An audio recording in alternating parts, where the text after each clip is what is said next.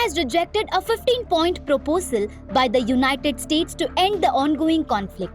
Iran described the proposal as extremely ambitious, unusual and illogical. Esmaeil Baqaei, spokesperson for Iran's foreign ministry, said on Monday that Tehran had also rejected temporary truce or ceasefire proposals conveyed through intermediaries. Instead, Iran has called for a permanent end to the war.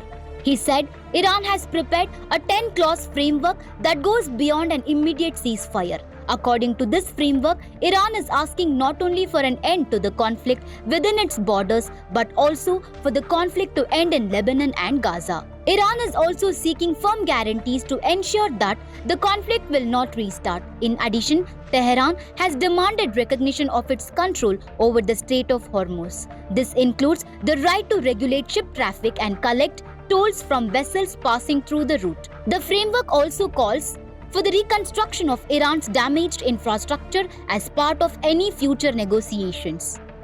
This development comes after Tehran rejected the United States' 15-point proposal, again describing it as extremely ambitious, unusual and illogical. Iran's foreign ministry, in a statement issued on Monday, April 3rd, said Tehran had finalized its formal response to the mediated proposals and would release details when necessary. In the statement, Iran said the US 15-point proposal is excessively demanding.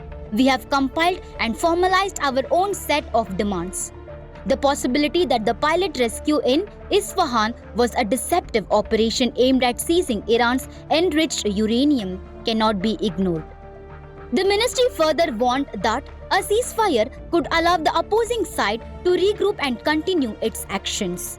Iran also said that talks with Oman are currently focused on establishing a protocol to ensure the safe passage of vessels through the Strait of Hormuz. Diplomatic efforts are continuing as tensions remain high, with both sides exploring possible pathways to end the conflict permanently.